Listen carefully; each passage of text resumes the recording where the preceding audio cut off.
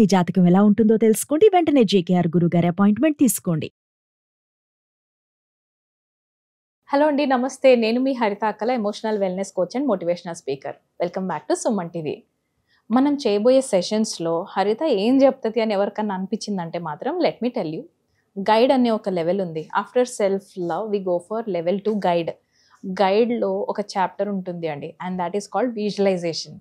విజువలైజేషన్కి యూట్యూబ్లో మీరు ఇప్పుడు చెప్తున్నాను కదా, నా వీడియో అయిన వెంటనే ఒక్కసారి visualisation, how to do visualisation ఎలా చేయాలి అని ఒకసారి యూట్యూబ్లో మీరు టైప్ చేయండి. లక్షల కొద్ది వీడియోలు వస్తాయి, లేదా అట్లీస్ట్ వేలల్లో అయితే ఖచ్చితంగా వీడియోలు వస్తాయి. కానీ విజువలైజేషన్ ప్రాక్టీస్ చేసి రియల్ లైఫ్లో అప్లై చేయాలి అంటే మాత్రం మీకు ఒక మెంటర్ కావాలి. ఎందుకు అని అంటే నేను చెప్తాను. మన థాట్స్ రోజు మొత్తంలో 50 to 60,000 థాట్స్ వస్తాయి. ఒక టెన్షన్ డే రోజు 60 పైననే వస్తాయి థాట్స్, 60,000 పైననే వస్తాయి. ఇన్ని థాట్స్ మనకు వస్తున్నప్పుడు every thought is an energy.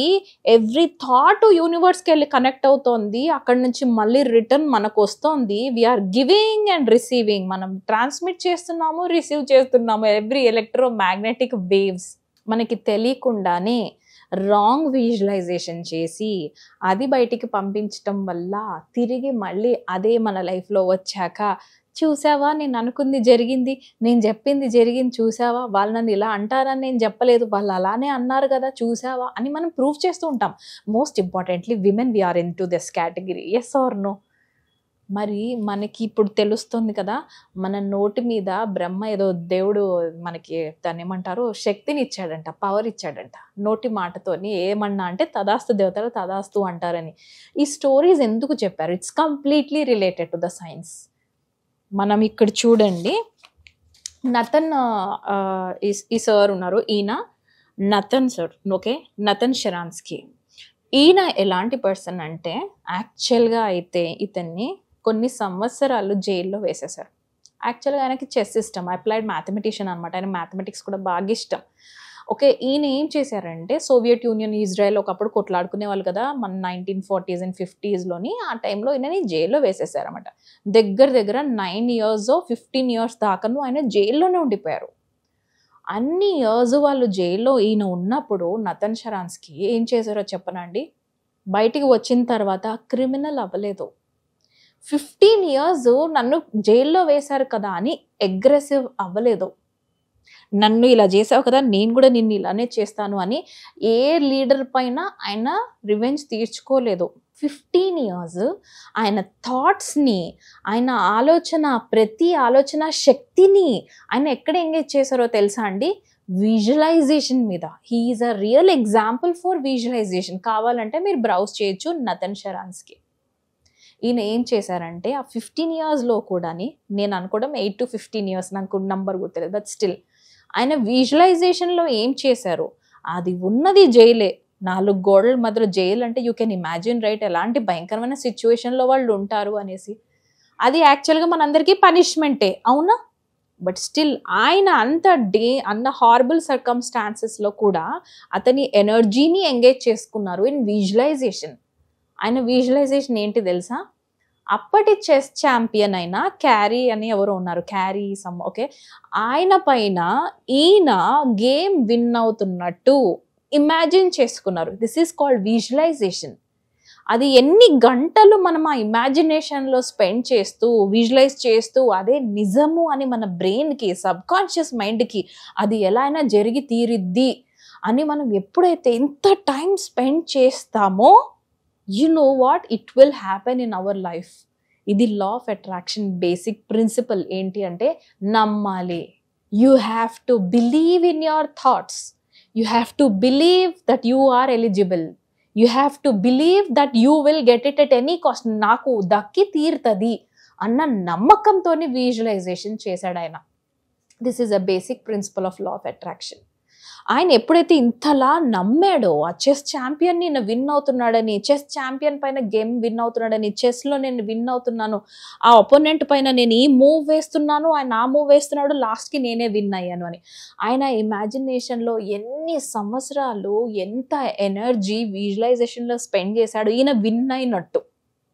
Okay. ఆయన రిలీజ్ అయ్యారు. ఆయన ఒక మన ఇజ్రాయెల్‌కి అనుకుంటాను. సోవియట్ యూనియన్ అంటారు. అక్కడ సారీ 2 డిఫరెంట్. బట్ స్టిల్ ఆయన ఒక లీడర్ అయ్యారండి. ఆయన ఒక పొలిటీషియన్ అయ్యారు రిలీజ్ అయిన తర్వాత. అనుకోకుండా ఒక ఆపర్చునిటీ వచ్చి నిజంగానే ఆయన కార్ల్ మార్క్స్ అని అనుకుంటా ఆ చెస్ ఛాంపియన్‌తోని ఏదైతే విజువలైజేషన్ చేశారో ఆయనతోని అనుకోకుండా ఆ చెస్ నిజంగానే పార్టిసిపేట్ చేసే ఛాన్స్ ఈయనకి వచ్చింది. అండ్ అవతల పర్సన్ ఆ చెస్ ఛాంపియన్ క్యారీ గారు ఎంత ఎఫిషియెంట్ పర్సన్ అంటే ఆయన ప్యారలల్‌గా 5 మెంబర్స్‌తోని ఆడుతూ చెస్ విన్ అవ్వగలిగేంత టాలెంటెడ్ పర్సన్ ఆ మనిషి. రైట్? మీకు అర్థమవుతుంది కదా! ఈయన ఏమంటున్నాడంటే ఈయన ఏం విజువలైజేషన్ చేశాడు? 5 మెంబర్స్‌తో ప్యారలల్‌గా చెస్ ఆడుతూ విన్ అయ్యేలాంటి చెస్ ఛాంపియన్‌ని ఈయన ఓడించినట్టుగా, ఈయన మంచి మంచి మూవ్స్ చేసినట్టుగా, చెస్ ఆడుతూ ఆయన్ని ఓడించినట్టుగా ఈయన విజువలైజేషన్ చేశాడు. ఫైనల్‌గా ఆ డే రానే వచ్చింది. వీళ్ళిద్దరూ చెస్ ఆడుతా ఉన్నారు. అవతల మనిషికి తెలీదుగా ఈయన ఎంతసేపు విజువలైజేషన్‌లో స్పెండ్ చేశాడు అని. But you know what happened? ఎప్పుడు ఆయన కేటగిరీ అంటే క్యారీ గారికి చెస్ ఛాంపియన్ 5 మెంబర్స్‌తో ఆడితే 5 మెంబర్స్‌ని ప్యారలల్‌గా ఆయన ఒకటేసారి సాధించగలడనమాట. చెస్‌లో విన్ అయ్యే తీరుతాడాయన. అది ఆయన గెలుపు, ఆయన సక్సెస్ అది. అలాంటిది for the first time 4 members దగ్గర విన్ అయ్యి ఈయన దగ్గర ఓడిపోయారు. ఎవరు? మన హీరో. ఈయన దగ్గర ఓడిపోయారు. నతన్ దగ్గర.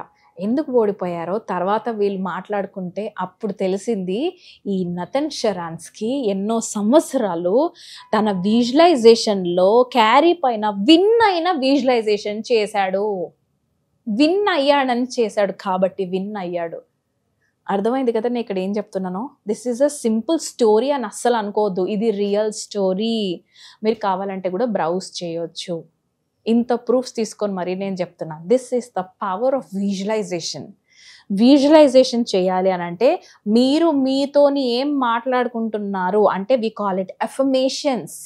ఎఫర్మేషన్స్ ఏం యూజ్ చేస్తున్నారు? రాంగ్ ఎఫర్మేషన్స్ నుంచి చేంజ్ చేసి పాజిటివ్ ఎఫర్మేషన్స్ రెగ్యులర్గా ఎలా ప్రాక్టీస్ చేసి రియల్ లైఫ్లో పెట్టాలో నేర్పించాలంటే నాలాంటి కోచ్ మీకు కావాలండి.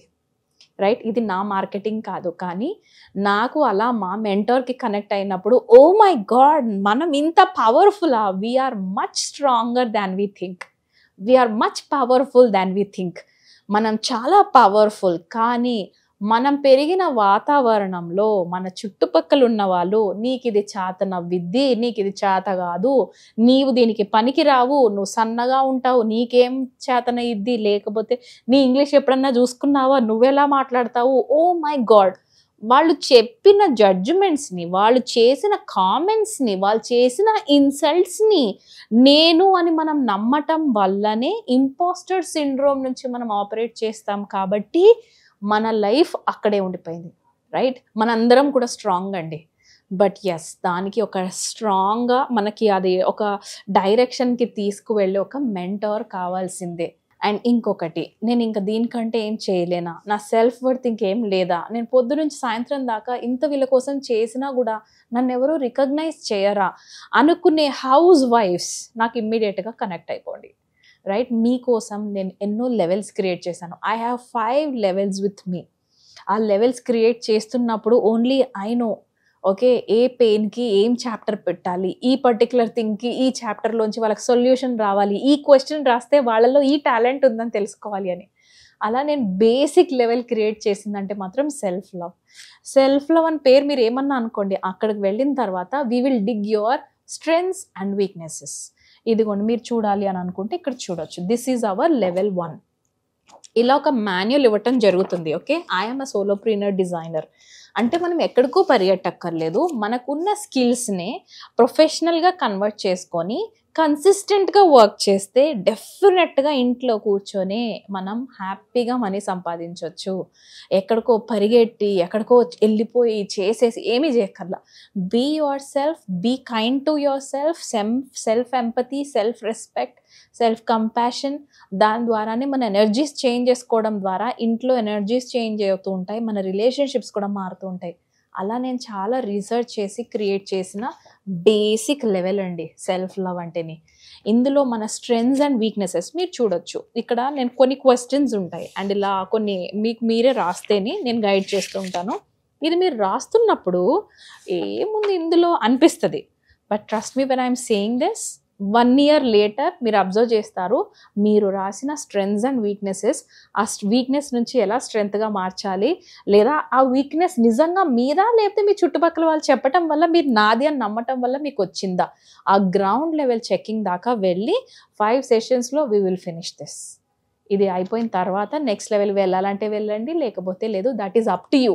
But this is a basic level. Yeah okay, just connect అవ్వండి, చెక్ చేయండి, మీకు నచ్చితే కంటిన్యూ అవుదాం లేకపోతే లేదు, but take a help, no right. So I'll be waiting. కింద కనిపిస్తున్న నంబర్కి మీరు డైల్ చేయండి, ఏదైనా ఇష్యూ ఉంటే కలిపి సాల్వ్ చేసుకుందాం. You are not alone, we are there for you, right. Thank you so much for watching this video. నమస్తే.